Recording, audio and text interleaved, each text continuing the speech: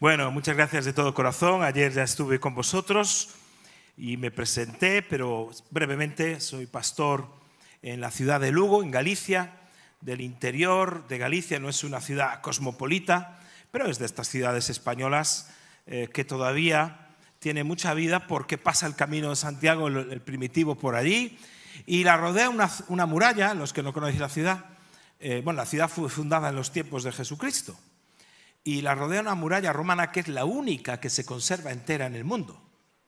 Entonces es una muralla entera que rodea toda la ciudad. Son kilómetros de muralla que puedes pasear por la parte de arriba de una forma perfecta y te traslada a esa etapa de los tiempos de Jesús, que todavía puedes pisar esa tierra y ver la mano de Dios. Y ahí estamos sirviendo a Dios de una forma muy bonita.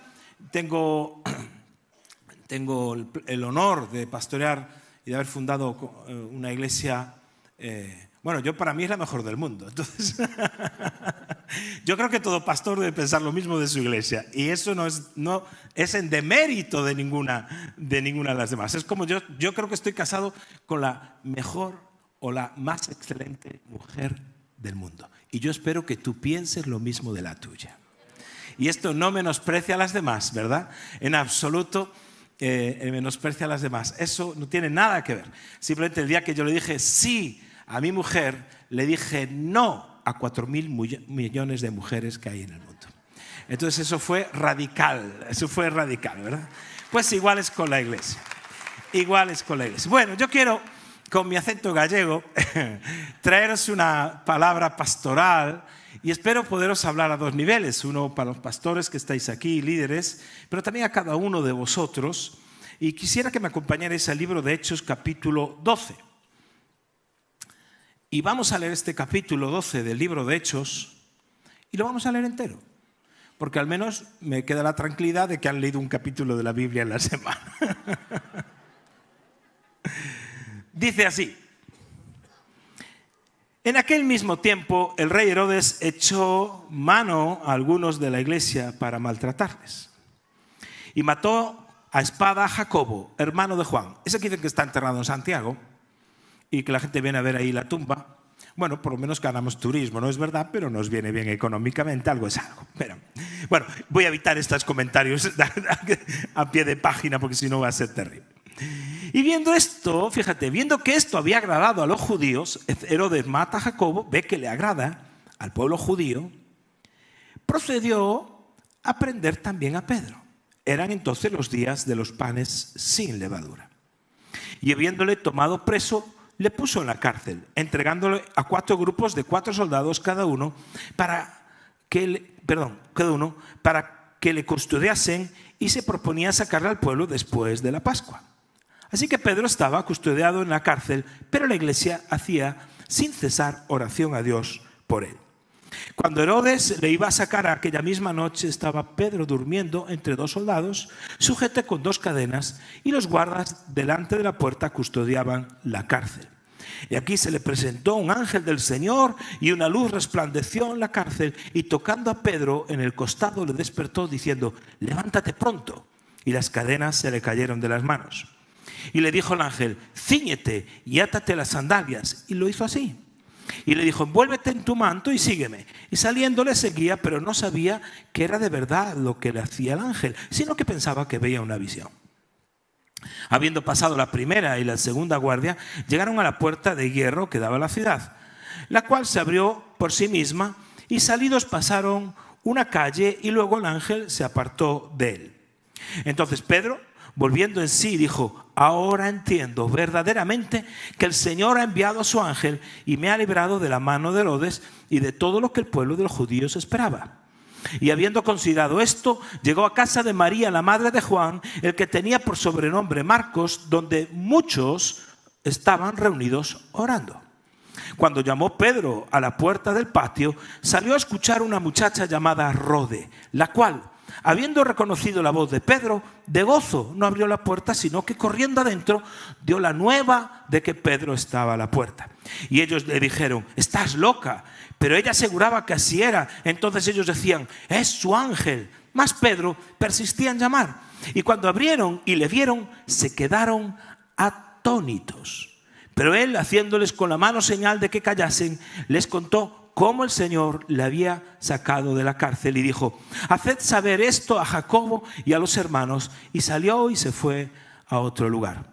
Luego que fue de día, hubo no poco alboroto entre los soldados sobre qué había sido de Pedro. Mas Herodes, habiéndole buscado sin hallarle, después de interrogar a los guardas, ordenó llevarlos a la muerte. Después descendió a Judea y a Cesarea y se quedó allí. Y Herodes estaba enojado contra los de Tiro y de Sidón, pero ellos vinieron de acuerdo ante él y sobornado Blasto, que era camarero mayor del rey, pedían paz porque su territorio era abastecido por el rey. Y un día señalado, Herodes, vestido de 2 ropas reales, se sentó en el tribunal y les arengó. Y el pueblo aclamaba diciendo: voz de Dios y no de hombre.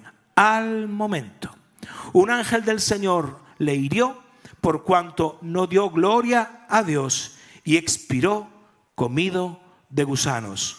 Pero la palabra del Señor crecía y se multiplicaba. Acabamos de leer un pasaje largo, todo un capítulo, acerca de la situación de persecución de la iglesia. Mataron a Jacobo, había una estrategia global para matar a los cabecillas de la iglesia, y había una persecución tremenda, pero así como el capítulo empieza con esa persecución, termina diciendo que la palabra crecía y se multiplicaba.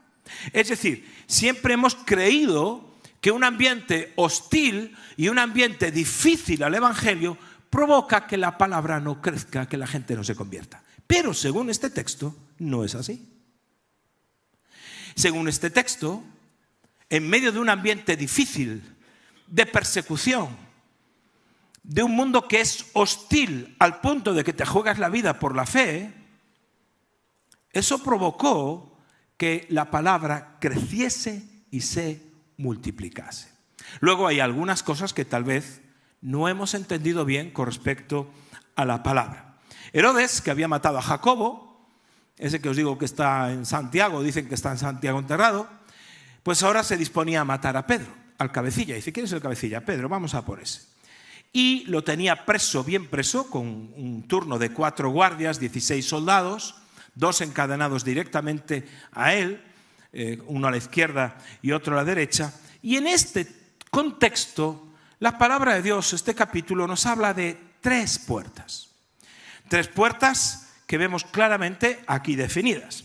La primera puerta está allá en el verso 6, cuando dice que la puerta de la cárcel de Pedro, de la celda de Pedro, dice que cuando llega el ángel, se abrió. El ángel abre la puerta. Entonces Dios envía a su ángel y abre la puerta de la cárcel personal o de la celda personal de Pedro. La segunda puerta está en el versículo 10, cuando dice que llegaron a la puerta de hierro que daba a la ciudad.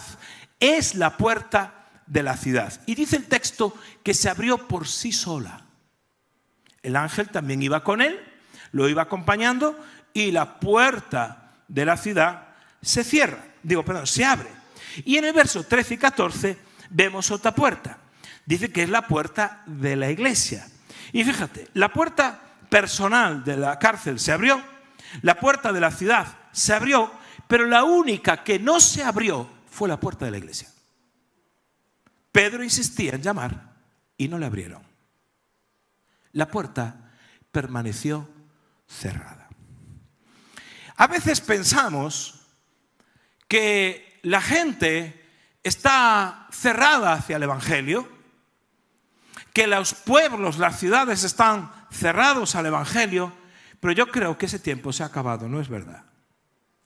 Creo que ya se ha abierto el tiempo en nuestro país donde se han abierto puertas personales de las celdas, de los poderes que ciegan a las personas. Esas puertas se están abriendo. Pablo enseña que la luz del evangelio no les resplandece porque el diablo los tiene cegados, pero eso se está acabando. Hay más personas que nunca, os lo comentaba ayer, al menos yo no he visto nunca antes tanta gente convertirse como en este tiempo. Nunca.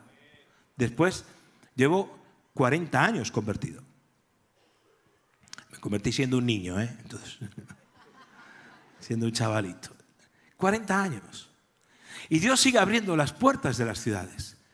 Ahora cuando escuchaba los motivos para Palancar, me dio así un golpe el corazón, porque íbamos a predicar por todos los pueblos de lo que se llama la España Negra, anecdóticamente de Paredes Blancas, pueblo por pueblo durante los años 90, Peñaranda de Bracamonte, Motilla del Palancar, lugares donde nos recibían con absoluta indiferencia. Siempre había algún convertido, había alguna cosa, predicábamos, montábamos la plataforma, había sonido, teníamos testimonios, al final predicaba uno de los pastores, siempre con alguna anécdota que hacía, reír a la gente, todas estas cosas. Me acuerdo que una noche se cambió el orden de las intervenciones, y entonces el que le tocaba a pastor, le tocaba salir, no salió, entonces salió alguien a dar un testimonio, a cantar, no me acuerdo, a hacer un teatrillo, y había una señora que venía todas las noches allí sentada y le dice a una de las hermanas que estaba en la campa, dice, ¿y esta noche no sale el cómico? Entonces dice... Entonces, es decir, el nivel de humillación era total, ¿no? Entonces, es decir, ya nos tenían por cómicos. Entonces, esta noche no sale el cómico. En fin, me acuerdo otra vez que había uno que venía a todas las noches, es decir, a escuchar el Evangelio. Me acuerdo perfectamente. Pero se iba antes de acabar. Entonces el pastor que predicaba tenía un fuego predicando allí en las calles, tremendo en las plazas, y se iba antes. Yo le digo, oye, a ver si este hombre que viene todos los días, alguien lo contacta, a ver si podéis hablar con él. Y así fueron. Cuando llegó, digamos que varios hermanos se juntaron a él y al acabar hablaron con él. Hombre, vemos que ha venido estos días. ¿Por qué viene? Y dice, vengo porque me encanta escuchar a este hombre. Hay que ver cómo habla. No dice una sola verdad, pero cómo habla, dice. Es decir, tengo 1001 anécdotas. Porque hicimos en aquellos años, desde los 80 y 90, los contamos, paramos de contar cuando superamos más de 1000 actos evangelísticos. 1000 en pueblos, en calles, en plazas, dando testimonio, haciendo mimo. Eso Dios lo ve. Y no es que me vea a mí o tal, ve esos pueblos que hemos pisado, ve esos lugares por los que tú estás orando, por los que tú estás soñando. Las puertas de las ciudades ya están abiertas. Y hemos hecho actos proféticos, he subido a los montes a orar, en fin, rodeado la muralla andando y caminando, todas estas cosas. El problema no es la gente ni las puertas de la ciudad. El problema es que las puertas de la iglesia muchas veces permanecen cerradas. Allí estaba Pedro llamando a la puerta y no le abrían. Y cuando llega una chica que se llama Rode, aunque nosotros pensamos que los que están cerrados son los demás, ¿verdad? Cuando llega una chica llamada Rode, ¿verdad? Le dice a los demás que está Pedro a la puerta, ¿qué dicen? Estás loca. Tú estás loca. Y fíjate que allí no estaban celebrando un cumpleaños ni un baby shower. Estaban orando para que Pedro fuera libre. Es decir, oraban por algo que no creían que iba a suceder. Interesante. Y otros dijeron, no, es su ángel, ¿verdad? Finalmente, cuando abren, dice la palabra que se quedaron atónitos. Y siempre sucede actualmente lo mismo. Cuando una iglesia abre sus puertas hacia afuera y empieza a ser una iglesia de puertas abiertas, se sorprende de las cosas que Dios ya está haciendo fuera de la iglesia. Porque está fuera libertando cautivos, trayendo libertad, los cautivos trayendo sanidad, gente que está buscando, gente que tiene... Dios se está moviendo de una forma increíble. Por eso cuando la iglesia se abre y empieza a caminar hacia afuera, se sorprende de todo lo que Dios tiene reservado para cada congregación, pero para la iglesia en general. Ahora bien, ¿por qué la iglesia está cerrada? Yo quisiera compartirte 4 pistas que encuentro en este texto de por qué la iglesia está cerrada, o al menos de por qué nuestra iglesia estaba cerrada. Y más en esta etapa que vosotros estáis celebrando 50 años, pues es una etapa, bueno, es un número redondo, ¿no? En un sentido, que son exactamente 53, pero bueno, 50 años, nos habla también de cómo tenemos que mirar cara al futuro, hacia la próxima generación y por lo menos apuntar hacia el 2030 como iglesias. ¿Por qué la iglesia está cerrada? Fijaros, 4 aspectos. La primera pista que os quiero dar. La iglesia está cerrada porque está encerrada. Dirás tú, ¿no es lo mismo? No, no es exactamente lo mismo. Es una iglesia que está encerrada de puertas hacia adentro. Estaban reunidos, sí, estaban reunidos orando en la casa de Juan Marcos, de la mamá de Juan Marcos, estaban allí. Es decir, es una iglesia con una buena espiritualidad, es una iglesia que ora, es una iglesia que cuando está en una situación, un hermano está en una situación crítica, pues se reúnen a orar por él, pero tal vez no abren la puerta porque piensan que todo el mundo está como ellos, encerrados. Pedro está encerrado, nosotros también nos encerramos. ¿Qué hubiera pasado si esta iglesia hubiera estado orando, por ejemplo, alrededor de la cárcel? Cuando las puertas de la cárcel se hubiesen abierto, lo hubieran visto de primeros. ¿Qué hubiera pasado si esta iglesia hubiera estado orando alrededor de la ciudad? Cuando hubieran las puertas de la ciudad, nosotros en Lugo, como tenemos la ciudad amurallada, entendemos bien lo que es eso, las puertas se hubiesen abierto, hubieran visto que Dios ya estaba actuando. Pero esta es una iglesia que sigue cantando, que sigue diciendo a la gente, venid. Venid, porque aquí este es el lugar. Pero el mandamiento de Jesucristo no es venid, sino que id. Yo siempre digo que ese es el I+D de la iglesia. El id. Es investigación más desarrollo, es el I+D, es el id en ese sentido.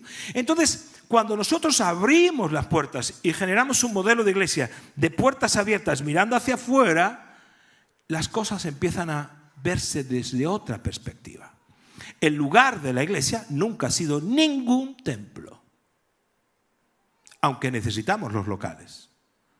Nosotros mismos tenemos un local apropiado para el ministerio que Dios nos está dando. No estoy renegando de eso, en absoluto.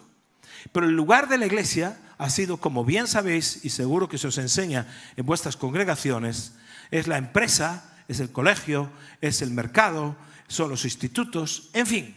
La sociedad en general. Pero lo que hemos hecho es encerrar a Dios entre 4 paredes.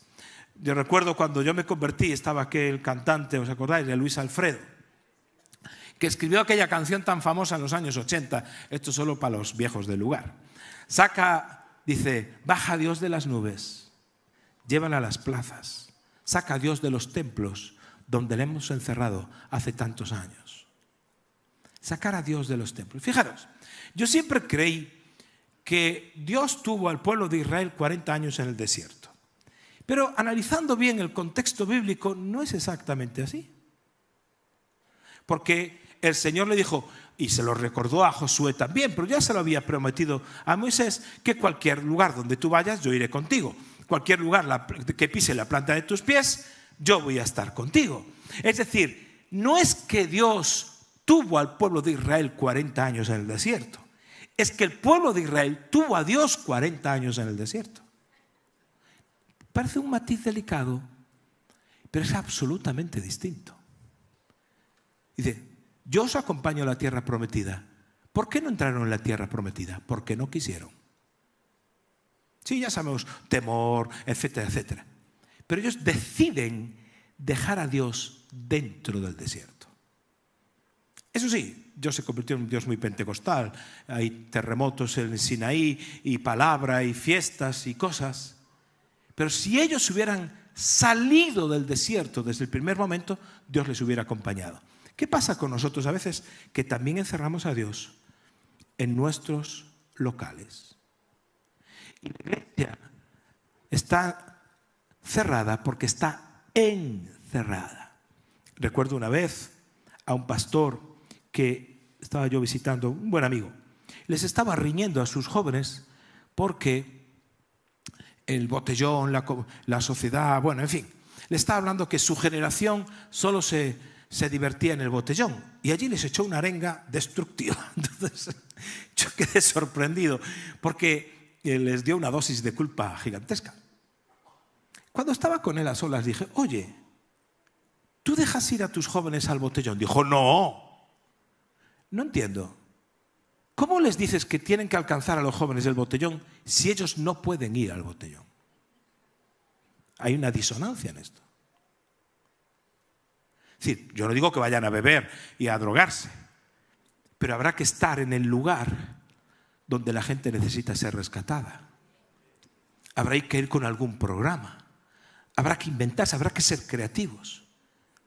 Pero no puedes decirle a la gente, el mundo se pierde, pero no salgáis de la iglesia.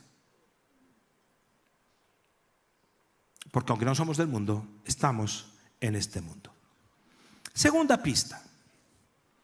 Voy a ser breve, dice el pastor que se alarga, ¿no? Tienes que perdonar porque yo voy cogiendo carrerilla y cuando se me calienta el corazón se me estira la lengua. Entonces es un problema que voy a tener. Segunda pista, eso pasa a todos los pastores, ¿verdad? La iglesia está cerrada porque no cree. Esto es muy profundo. Cuando Rode, esta chica, dijo que Pedro estaba a la puerta llamando, ¿qué le dijeron? ¡Estás loca! Oye, pero un momento. Ellos no estaban orando por la ventana 1040 ni por el mundo musulmán. No estaban orando por las misiones, no sé. Estaban orando para que Pedro fuera libre. Dios contesta su oración y no lo creen. Es decir, y esto es un matiz porque mucha de nuestra oración a veces tiene un componente formal, pero en el fondo del corazón dices, bueno, voy a orar por esta ciudad, sí, para que se convierta a Cristo, sí, que las multitudes vengan a Cristo, pero en el fondo dices, yo sé que eso no va a pasar.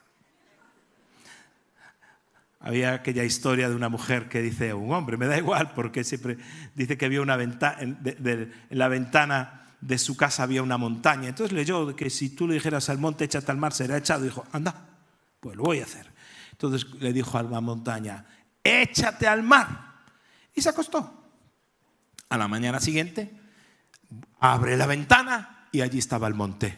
Y dijo, ya sabía yo que no se movería. Es decir, ya había determinado en su corazón algo distinto de lo que proclamaba con su boca. Entonces, simplemente, muchas veces no creemos que nuestra oración pueda abrir los cielos. Y parece que, fíjate, otros dijeron, no, es su ángel. Es decir, era una comunidad joven, pero ya por lo menos tenía una teología sobre el mundo angelical. Porque decían, es su ángel.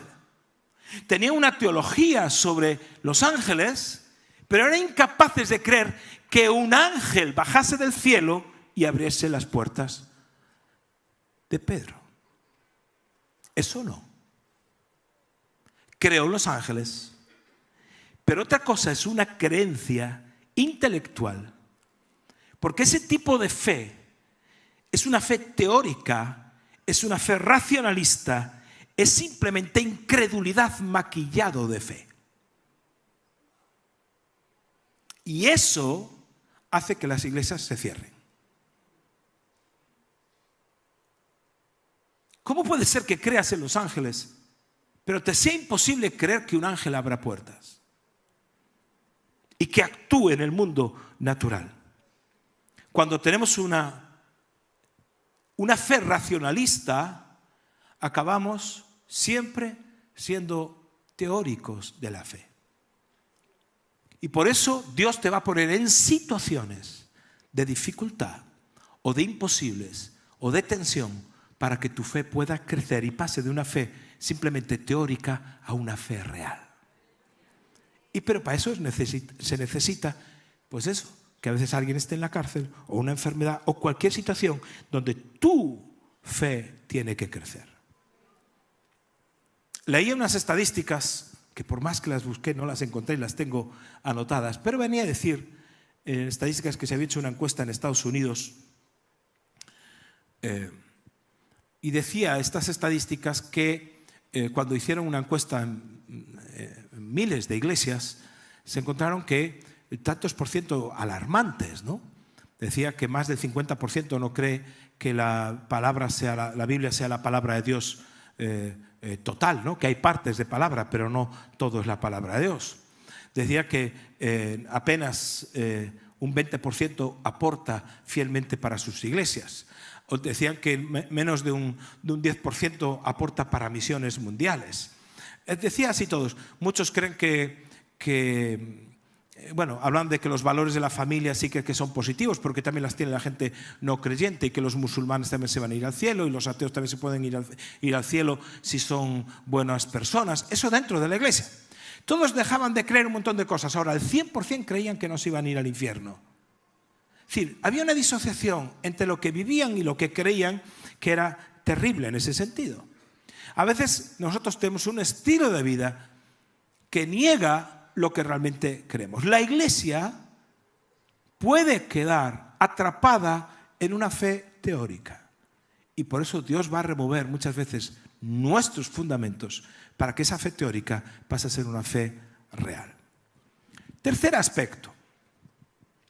La iglesia está cerrada porque los que sí creen, vimos que hay una gente que no cree, pero ahí en este texto hay gente que sí cree. Los que sí creen se encierran. ¿Y quién creyó? Rode. Rode representa, porque vemos esa parte de la iglesia que no cree, que dice, no, es su ángel, estás loca, etcétera, etcétera. Pero hay una parte de la iglesia que está abierta al poder de Dios. Hay una parte de la iglesia que sí cree, se ha abierto a la obra y el poder del Espíritu Santo, a las maravillas que Dios hace. ¿Pero qué hace? Hace lo mismo que Rode. Oyen la buena noticia, oyen lo que Dios está haciendo, y ¿qué hacen? En vez de abrir las puertas, corren dentro de la iglesia y proclaman las buenas noticias, sí, dentro de la iglesia. Es decir, los que creen se encierran. Y los mejores valores, los mejores talentos y la gente que está abierta al poder de Dios, muchas veces lo que hace es que los encerramos dentro de 4 paredes. Por eso Rode reconoce la voz, oye que es Pedro, se entusiasma y no le abre. Es decir, no abre la puerta de la iglesia.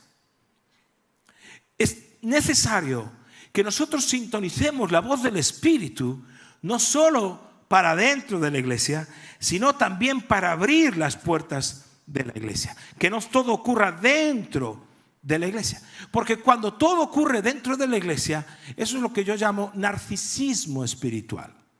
Narciso es un ser griego, personaje griego, que era tan guapo el tío que se enamoró de sí mismo. Entonces se miraba en el estanque y decía, qué guapo soy la última Coca-Cola del desierto. Y un día se quiso dar un beso y se cayó y se murió ahogado. Entonces suele decir de narcisista aquel que, en fin, dice, encantado de conocerme, ¿no? Entonces dice, personas así. ¿Y qué es una iglesia narcisista? ¿Qué es el narcisismo espiritual? Cuando pensamos que la obra del Espíritu es para dentro de la iglesia. ¿Cómo se ve el narcisismo espiritual? ¿O cómo lo veíamos nosotros? ¿O cómo lo veía yo en mi propia iglesia? Cuando terminábamos decía, ¡wow! ¡Qué culto tuvimos! Ninguno se salvó. No había invitados. Nadie conoció a Cristo. ¡Qué culto tuvimos!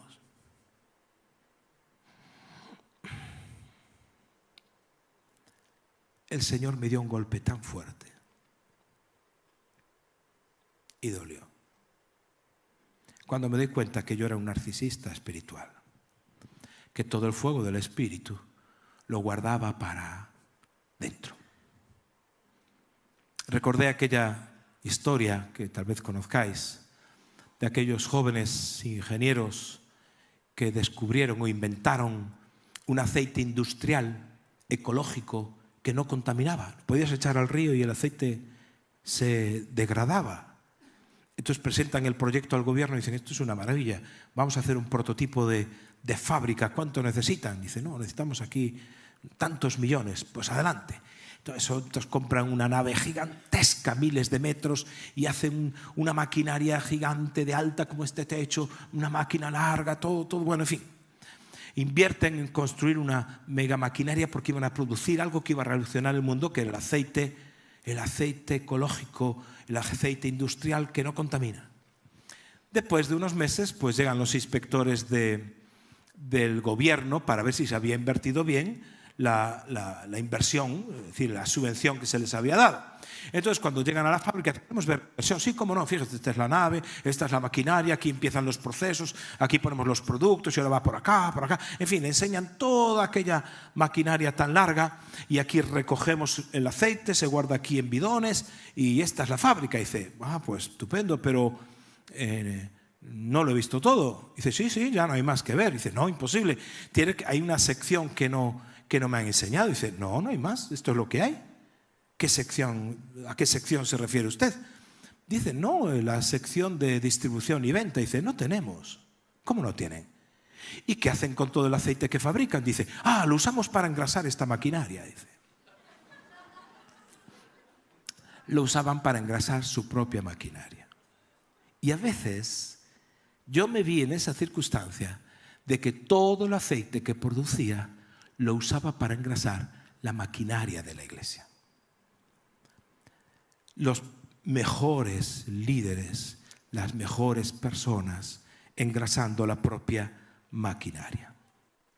Fijaros en una cosa, una renovación espiritual sin misión no es nada más que autoadoración. La misión de Dios lo es todo. Como iglesia existimos para la misión de Dios. Cuando nos desenfocamos en la misión, empezamos a pensar en nosotros mismos. Por eso Jesús necesita constantemente a sus discípulos reenfocarles, como es un término que usaba ayer también, reenfocarles en la misión. Esto es lo que quiero que hagáis. Id por todo el mundo. Pero antes de ir, tenéis que ser llenos del Espíritu Santo. ¿Y qué hicieron ellos? Encerraron al Espíritu Santo en Jerusalén. Hechos 1:8 dice que salgan, pero no salen. Encierran en Jerusalén. ¿Qué es lo que sucede? Como no salen, si lees, fíjate, porque es curioso, en Hechos 8:1 aparece la persecución. Y entonces salen esparcidos por todas partes y aquello que se habían cerrado dentro de Jerusalén había sido una iglesia centrípeta, todo tenía que girar en torno a Jerusalén, de repente se convierte en una iglesia centrífuga, salen todos por todas partes y eso empieza a crecer y empieza a multiplicarse, porque fue necesaria una persecución, porque si no, la tendencia, si te desenfocas de la misión, ¿qué es? La autoadoración. Aquí crecemos, se convirtieron 3.000, se convirtieron 5.000, aquello estaba siendo estupendo, pero nadie salía. Y Dios dice, no puede ser.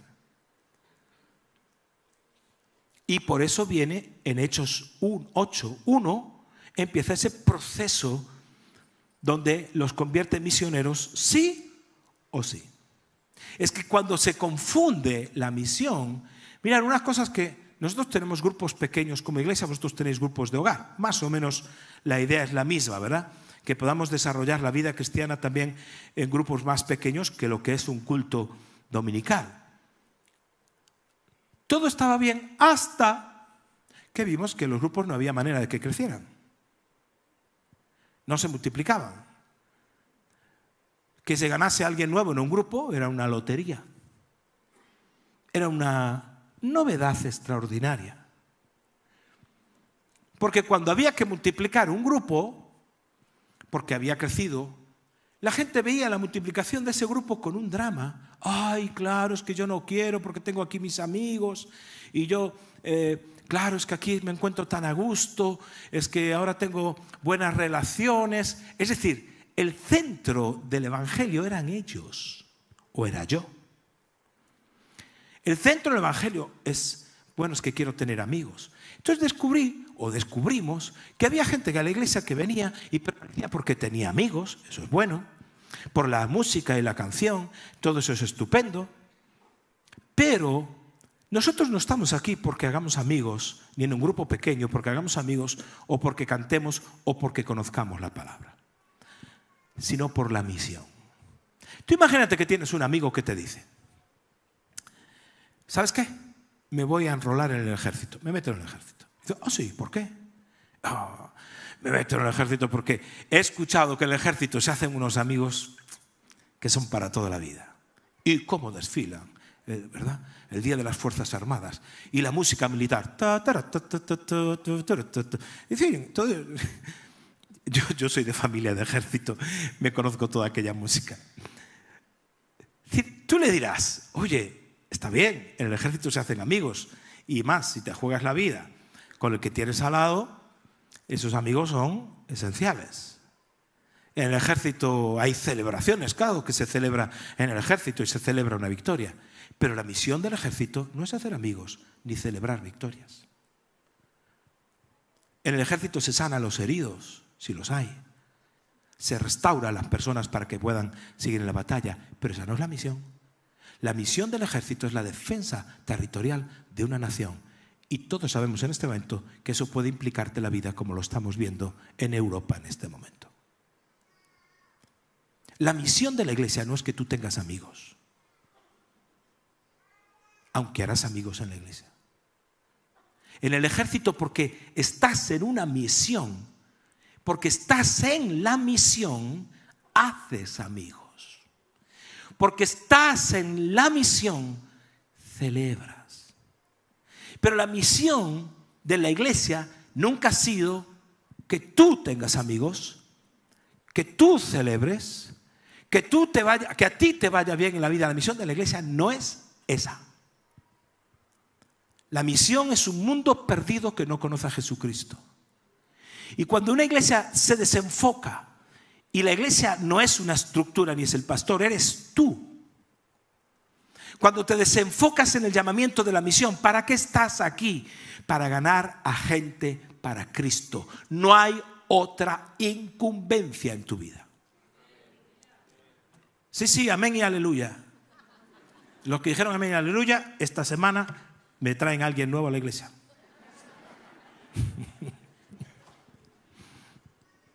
Sí, porque si dices amén es que lo crees. Y si lo crees, esa fe deja de ser teórica y pasa a ser una vivencia. Entonces los grupos pequeños se habían enfocado en sí mismos. Quiero ir ahí porque ahí me encuentro a gusto. Ahí tengo amigos. Es decir, yo soy el centro y yo soy el propósito principal por el cual este grupo pequeño, o llama a la iglesia, lo que quieras, existe. No, señores. La misión de Dios tiene una iglesia y la iglesia existe para que se desarrolle la misión de Dios, que es alcanzar este mundo para Cristo antes de que Él venga. Y posiblemente venga mucho antes de lo que pensamos. Cristo viene y viene pronto. Siempre ha sido así y siempre lo será. Hay que acelerar los tiempos saliendo de nuestras paredes. No estamos aquí para entretenernos, no para entrenarnos. Luego un domingo es un lugar, claro, que celebramos. Claro que sanamos a los heridos. Claro que tenemos amigos. Claro que oramos. Claro que cogemos a los nuevos y los discipulamos y los hacemos crecer. Claro que conocemos la palabra porque la batalla está ahí fuera y no podemos ir desarmados. Pero la misión no es eso. Eso es entrenamiento para la misión. Si se has venido solo a este congreso para reenfocarte en la misión de Dios para tu vida, habrá valido la pena. Te lo digo de corazón. Habrá valido la pena. Cuando todos, si ayer lo veíamos, el reino de Dios está aquí y ahora. Es decir, veíamos cómo, y los que no escuchasteis, es bueno que lo escuchéis, cómo el reino de Dios se manifestaba allí donde tú estás. ¿Qué estábamos explicando ayer? La misión de Dios fuera de las paredes de la iglesia. Esa misión de Dios que cada uno carga sobre sí mismo fuera de las paredes de la iglesia. Entonces no solo decimos cosas preciosas a Dios, no solo cantamos cosas preciosas a Dios, sino que estamos fuera alcanzando, tocando, retando, llevando la paz, estableciendo relaciones, ministrando las necesidades y predicando el evangelio. Imagínate toda una congregación capturada en su corazón por la misión de Dios. Es lo que nos toca en los tiempos que vienen. La gente no puede entretenerse. Dice Proverbios, dejad las simplezas y vivid. Es un llamamiento fuerte, pero no hay tiempo. Y si algo no tiene el Señor es tiempo. Cuando la iglesia capta esa misión de Dios, y entonces la iglesia vive de puertas hacia afuera, en los lugares, en los colegios, y el lugar de la iglesia es un lugar de entrenamiento, un lugar de fortalecimiento, un lugar de sanidad, un lugar completamente enfocado también en la misión, las cosas cambian. Por eso le decía, hablando con un hermano, dice, no, hacemos los grupos alfa. Y dije yo, ¿y tenéis muchos no creyentes en los grupos alfa? Y dice, no, ninguno. Y yo, qué interesante, los grupos alfa son para no creyentes. No es para creyentes.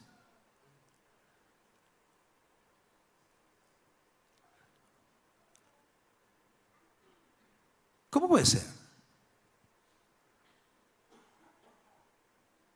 Está diseñado para no creyentes. En nuestro caso, cuando hay grupos alfa, no puedes asistir, tú creyente, si no llevas a un no creyente contigo. Hacemos desayunos de mujeres, donde hay 100, 200 mujeres, lo que fuese. Para poder asistir, tienes que traer un invitado, si no, no puedes. Pero tu mujer, la pastora, puede ir, ¿no? Tampoco.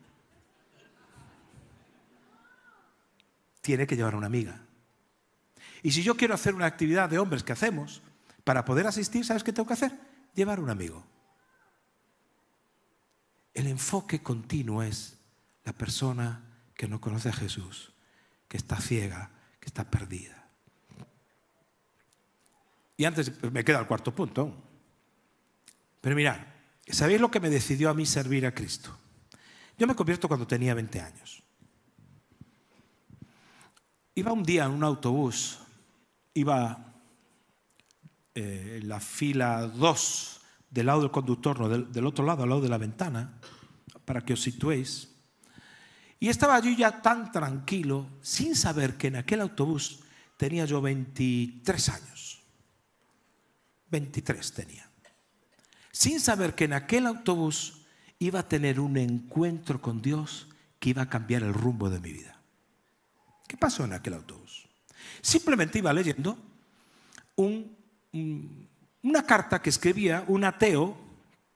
Empecé a leerla sin mayor interés, pero iba leyendo una carta que un ateo escribía en el Times de Londres. Entonces decía en esa carta y explicaba por qué él era ateo.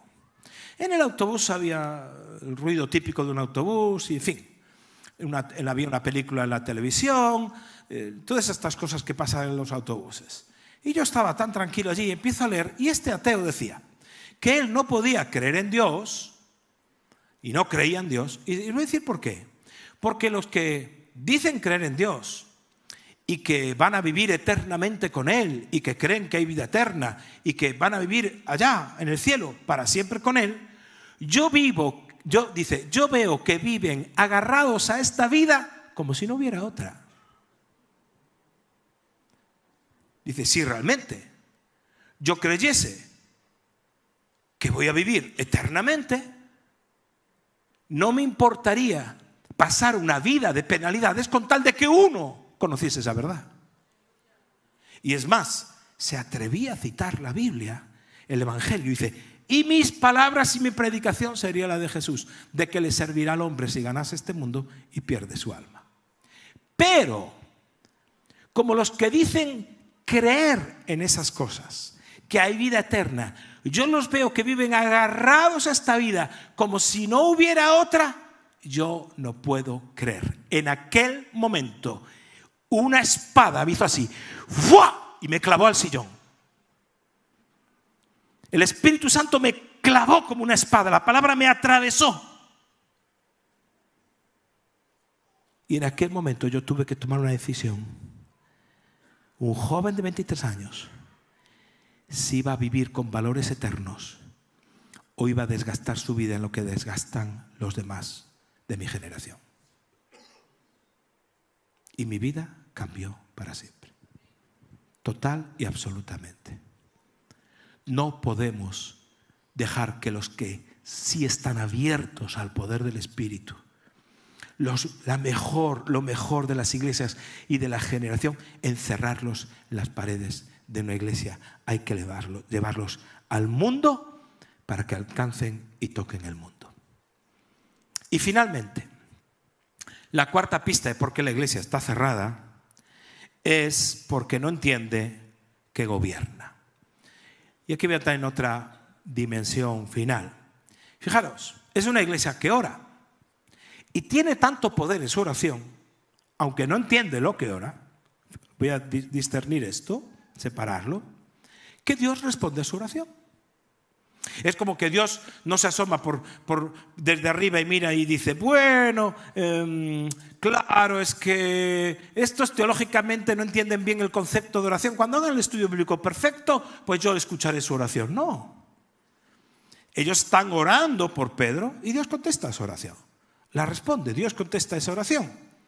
Pero no es consciente, incluso en su oración, que su oración, ellos no son conscientes que su oración moviliza a los ángeles, y los ángeles espirituales operan sobre toda autoridad espiritual e incluso en este texto lo vemos, autoridad humana. Porque vimos como hay una estrategia global demoníaca para matar a la iglesia, ese bebé recién nacido que era la iglesia. Ya habían asesinado a Esteban, ya habían matado a Jacobo y ahora iban a por Pedro. Pero ahí hay una preposición cuando dice que Pedro estaba ya encarcelado y que al día siguiente lo iban a sacar. Y hay una preposición que lo cambia todo en el versículo 5, que dice, pero la iglesia hacía sin cesar oración a Dios por él. Pero hay un pero. Es decir, hay un pero que tiene que ver con una iglesia que tal vez no comprenda toda la dimensión de la autoridad que tiene, pero una iglesia que es capaz de movilizar el cielo y Dios responde a esa iglesia. Y ni Herodes, que es el poder político, ni los soldados, que es el poder militar, ni los judíos, el poder religioso, ni de que el pueblo quería agradar al pueblo, ni el pueblo, el poder cultural, pudieron parar al ángel de Dios. ¿Por qué? Porque hubo una iglesia que oró. Y esa iglesia que ora lo cambia todo, absolutamente. La iglesia tiene autoridad y gobierno. Por eso dice Pablo a los Efesios, es el único texto que os voy a leer fuera de Hechos 12, le dice Pablo a los Efesios en una oración muy conocida, en Efesios 1, verso 15 en adelante, dice así: por esta causa también yo, habiendo oído de vuestra fe en el Señor Jesús y de vuestro amor para con todos los santos, no ceso de dar gracias por vosotros, haciendo memoria de vosotros en mis oraciones. Fíjate, Pablo hacía de memoria de los efesios en sus oraciones. Es decir, había muchas oraciones que él hacía y cómo hacía memoria de ellos. ¿Para qué? ¿Por qué oraba? Dice, para que el Dios de nuestro Señor Jesucristo, el Padre de gloria, os dé espíritu de sabiduría y de revelación en el conocimiento de Él, alumbrando los ojos de vuestro entendimiento. Es decir, Pablo está orando y dice, oro por vosotros y oro de tal forma que necesito que tengáis un espíritu de sabiduría. Necesito que tengáis revelación del conocimiento de Él. Mi oración es para que vosotros se os alumbre los ojos de vuestro entendimiento. Es decir, es como si tuvieran el entendimiento embotado, como que si hubiese algo que no conocían. Pero ¿por qué oraba por eso? Dice, ¿para qué? Es decir, hay una razón. Para que sepáis, dice, si supierais cuál es la esperanza a la que os ha llamado. Si supieras a la esperanza a la que Dios te llamó. Como yo lo supe aquel día en aquel autobús que Dios me atravesó. Si supieras la esperanza, si supieras lo que Dios tiene para ti, dejarías las simplezas y vivirías solo con una meta y un propósito. La misión de Dios. Para que sepáis cuál es la esperanza a la que los ha llamado y cuáles las riquezas de gloria de su herencia en los santos. Si supieras, Pablo decía, Oro para que te sea revelado. Es un asunto de revelación, de que conozcas toda la riqueza que Dios tiene para ti. Dice, ¿y cuál? La supereminente grandeza de su poder. Aquí la palabra, esta versión está un poquito descontextualizada. Hoy los jóvenes entienden esto mejor en griego que en español. Porque lo que dice aquí es, y si supieras, y dice en griego exactamente, el megapoder. Megapoder se entiende mucho mejor hoy en día. Si supieras el megapoder que Dios te ha dado, si supieras eso. Y Pablo dice, yo no puedo más que orar para que esto te sea revelado, para que tengas espíritu y sabiduría, para que se te abran los ojos del entendimiento. Tiene que revelársete esto, que tienes autoridad, que tienes gobierno. Dice, la misma, bueno, no voy a acabar de leer todo el texto, pero dice que el mismo poder que resucitó a Jesucristo de los muertos es el que tú tienes, y que ese poder es el que te está sentado con Jesucristo en los lugares celestiales, y que todas las cosas también están bajo tus pies, bajo los pies de la iglesia. Pero Pablo es una oración que dice, necesito que os sea revelado eso. Hay una acción en el mundo espiritual, y cuando oramos, por eso decía, claro que tantos años dando vueltas, subiendo a los montes, intercediendo, orando, yo he hecho de todo, orando, y vosotros también, ha tenido un efecto en el mundo natural. Eso tiene efecto en el mundo natural. ¿Y cuál es el efecto en el mundo natural que vemos en este texto? Las puertas se abren.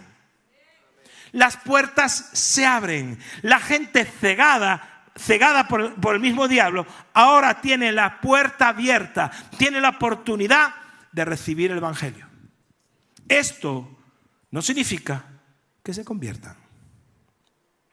Acuérdate, cuando Pablo y Silas estaban allí en Hechos 16 en la cárcel y empezaron a adorar, hubo un terremoto y se abrieron todas las celdas.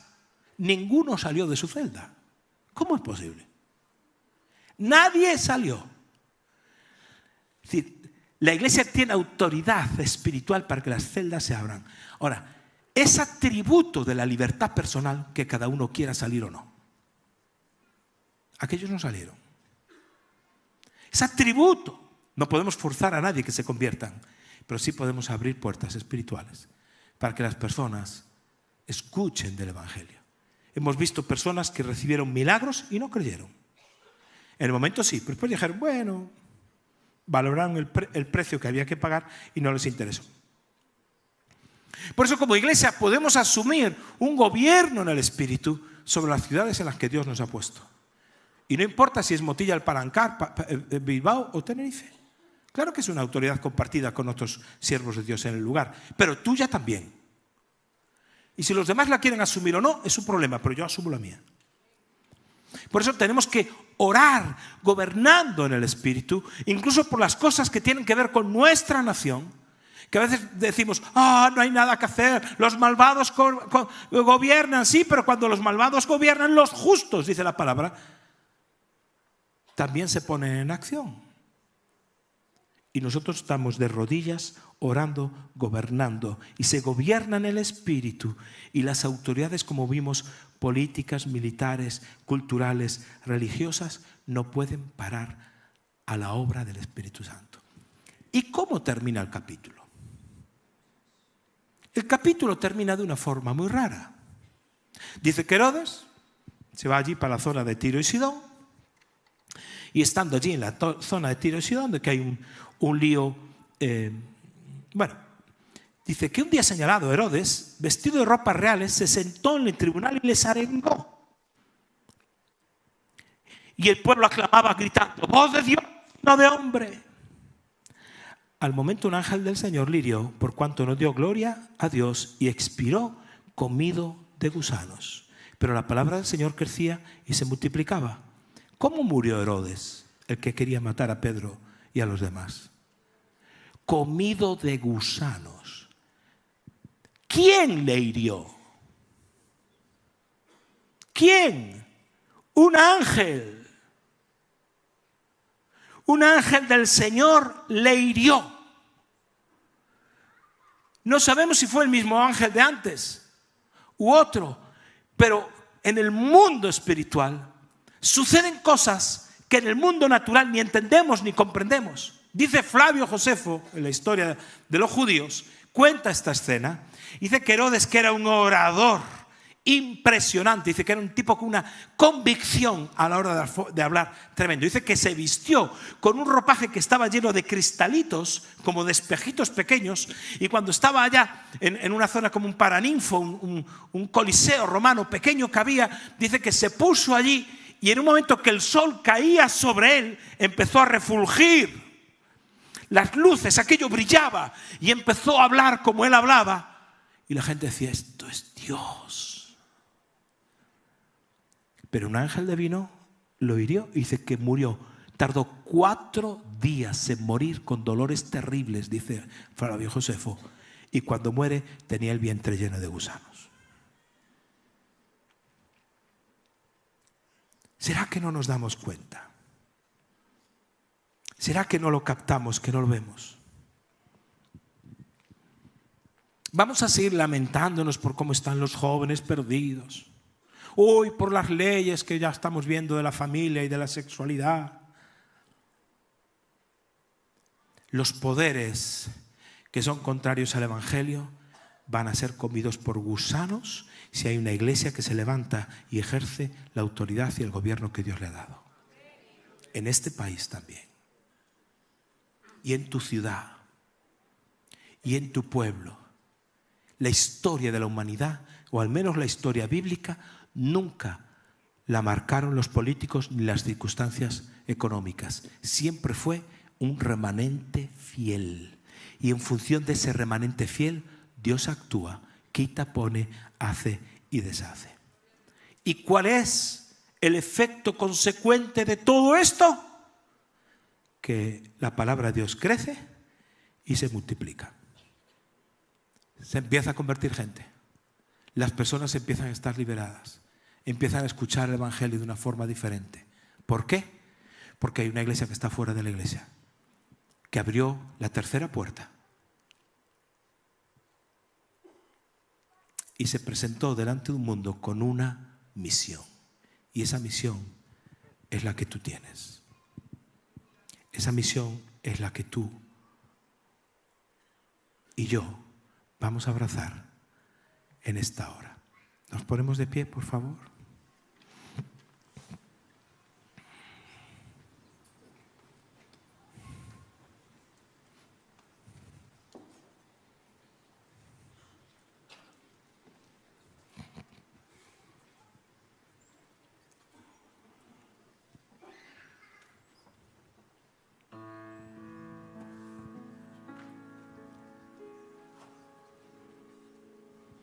Quiero orar por ti.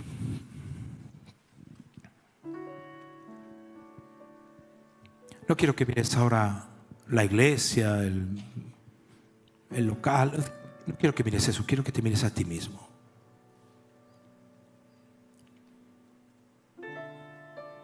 Tal vez tengas los 23 años que tenía yo, tal vez tengas 17 u 87, me da igual. Dios te sigue llamando a la misión. Ya eres un ser eterno. Nada más importante. No hay otra incumbencia en tu vida mayor que vivir para la misión de Dios. Allí en tu trabajo, en tu empresa, el lugar donde vives, tu vecindario, cautivado, capturado, poseído por un llamamiento santo de la misión de Dios.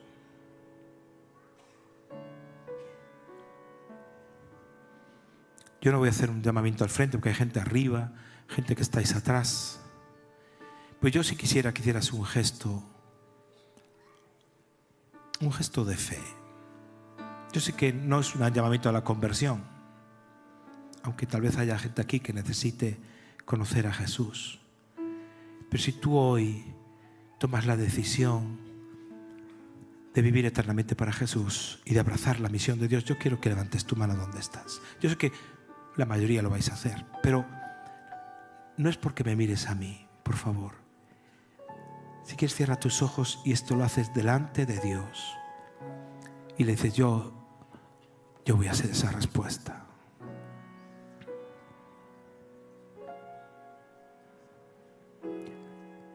Señor, mira nuestras manos levantadas. Oh Dios, yo te pido que traigas espíritu de revelación y de conocimiento, que alumbres los ojos de nuestro entendimiento, Señor, para que sepamos la herencia, las riquezas, el poder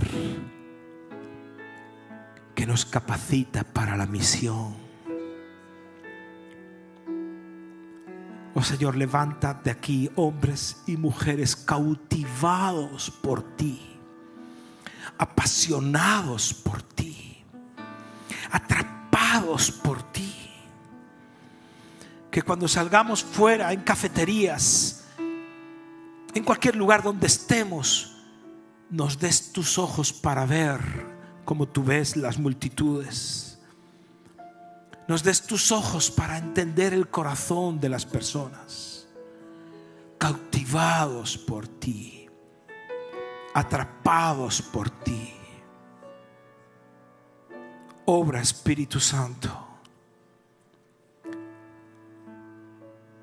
Obra de forma poderosa en cada vida que está aquí. Obra en cada iglesia. Obra en el movimiento Salem en España y en el mundo.